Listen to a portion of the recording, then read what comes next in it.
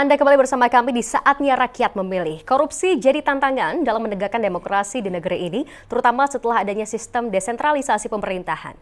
Apa bentuk konkret partai politik agar anggota dewan yang akan menduduki gedung DPRD benar-benar punya komitmen kuat dalam pemberantasan rasuah maksud kami, baik sebelum, saat, hingga setelah lepas dari singgasana kursi dewan terhormat, dan sudahkah upaya anti korupsi itu terlihat dari para anggota DPRD? Saat ini saya langsung ke Pak Firman. Bapak melihatnya seperti apa, pengamatan Anda begitu ya, melihat dari anggota DPRD ini, apakah sudah cukup upaya anti korupsinya atau masih ada indikasi korupsi yang mungkin terjadi? Ya, kalau kita mau lihat salah satu prestasi misalnya DPRD Jawa Barat periode kemarin itu tidak ada itu kasus korupsi. Memang ada yang terkena tapi kasus sebelumnya, bukan kasus pada masa. Jadi itu perlu diapresiasi sebetulnya. Perlu diapresiasi. Karena di banyak daerah kan itu jadi problem gitu ya. Lalu kedua ya memang harus ada komitmen terutama dari partai. Sejak awal misalnya proses rekrutmen seleksi begitu ya terhadap para caleg itu ya dihindari orang-orang yang memang misalnya mantan narapidana korupsi, dan setahu saya misalnya untuk Jawa Barat tidak ada itu semua partai. Jadi itu juga perlu diapresiasi karena sebagai bentuk bagaimana kemudian partai itu punya tanggung jawab terhadap publik gitu ya, memberikan calon-calon anggota legislatif yang baik secara integritas. Nah, tetapi memang tidak selesai di situ. Nanti setelah terpilih maka tentu partai politik tetap punya kewajiban untuk selalu mengontrol, melakukan pengawasan terhadap kader-kadernya. Jadi jangan sampai dibiarkan, karena memang rentan sekali anggota DPRD kita tahu di banyak daerah menjadi problem. Jadi pengawasan termasuk evaluasi yang dilakukan oleh partai itu menjadi penting. Dan kalau sampai misalnya ada kadernya terlibat dalam kasus korupsi, maka saya pikir partai politik juga harus mengambil tindakan tegas begitu. Langsung misalnya diberhentikan. Jadi itu mekanisme yang penting dijaga oleh partai politik, selalu mengingatkan kader-kadernya untuk menjaga integritas gitu ya, menghindari potensi-potensi korupsi. Dan kalau ada yang sampai terlibat, nah maka ada tanggung jawab partai di sana untuk segera menegakkan disiplin partai. Jadi kembali lagi ke partainya sendiri sebetulnya, Pak. Oh iya, salah satu tentu saja, karena bagaimanapun kader-kader partai itu kan adalah bagian dari partai, dan jangan lupa mereka itu etalase partai.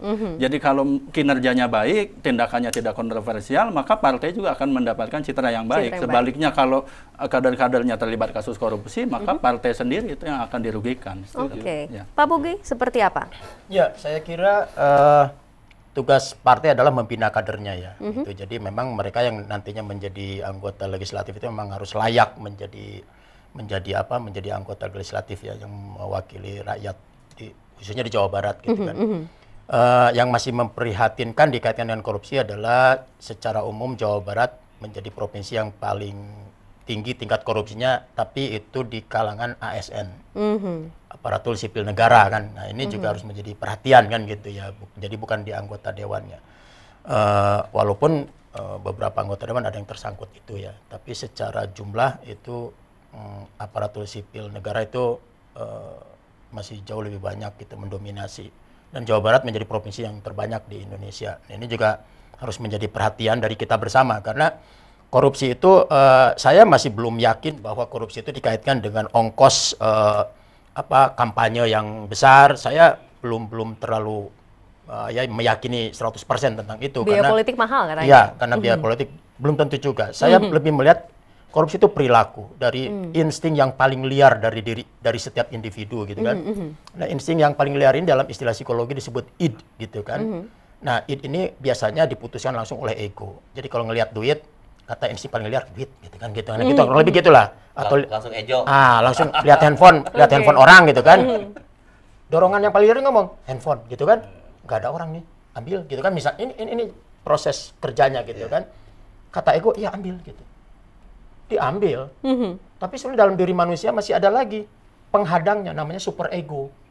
Nah, super ego ini seperti anggota dewan, dia mengawasi keputusan ego itu eksekutif gitu, kurang lebih. Kata super ego, jangan diambil, itu punya orang, banyak data, terus kalau ketahuan kamu digebukin, malu. Makanya kualitas individu itu ditentukan oleh kualitas super egonya. Super ego itu apa? Moral. Nah, pembinaan moral ini butuh jangka waktu yang panjang. Sejak kapan? Sejak usia dini, gitu. Kualitas orang kan tahunya kualitas individu itu sekarang udah dewasa. Padahal kalau ditarik, itu ada pengaruh pola asuh orang tua, lingkungan, pengaruh pergaulan sejak masa lalunya gitu ditarik lagi. Ya kan? Karena pengalaman masa lalu itu direkam. Lalu seringkali diekspresikan kembali ketika dia sudah dewasa. Jadi kalau moralnya rendah, lemah gitu kan, makanya dia kalah oleh dorongan insting yang paling liar tadi dan egonya. Jadi ini kembali ke dirinya sendiri kembali sebetulnya. Bahwa dalam politik itu yang harus diperbaiki ada kualitas individunya. Kualitas individunya. Oleh karena itu, bisa nggak ini dibenerin? Bisa, dipaksa bisa karena udah pada dewasa nih. Kalau secara kepribadian memang sebetulnya agak lamban gitu kan. Dipaksa oleh apa? Oleh regulasi. Nggak ada lagi dipaksa. Perubahan sosial itu bisa dipaksa atau perubahan perilaku itu dengan apa? Dengan regulasi yang ketat. Dengan hukum gitu kan. Itu aja jalan keluarnya. Pak Sitkon dari PKB seperti apa? Kami mengantisipasi itu. Mengantisipasi itu dengan fakta integritas. Tegas di situ. Kalau you terikat, terkait dengan satu korupsi, itu kesalahan pribadi dan you cut off. Selesai jadi anggota dewannya. Begitu, Pak. Dan itu tidak akan ada pendampingan buat mereka-mereka yang melakukan pelanggaran hukum, terutama sekali korupsi. Akan kita lepas dan harus mundur. Itu keputusan tegas. Yang kedua, kita juga preventif juga kepada mereka, selalu ada pembinaan. Bahwa kita itu nasionalis religius. Kami sebut di situ, Anda punya iman. Iman Anda harus terus dibawa kemanapun Anda pergi. Bahkan saat tidur pun.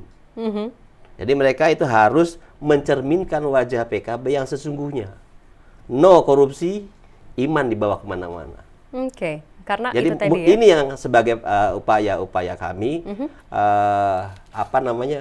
menghindari jebakan-jebakan Batman yang namanya korupsi. Jangan sampai kita bagian daripada koruptor yang sering dicemooh oleh masyarakat. Dan itu secara moral kita akan tetap junjung tinggi bahwa kita anti korupsi. Setiap momentum-momentum kita selalu mengingatkan. Seperti kemarin kita muharaman, kita undang fraksi, kita ajak semua pengurus bahwa kita harus dekat dengan yatim, bahwa kita harus punya iman, punya sense of belonging terhadap masalah-masalah sosial dan seterusnya seperti itu. Jadi kita selalu ingatkan dalam setiap momentum. Kami mengantisipasi.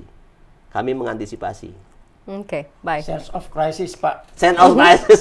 Masyarakat banyak yang susah. Iya.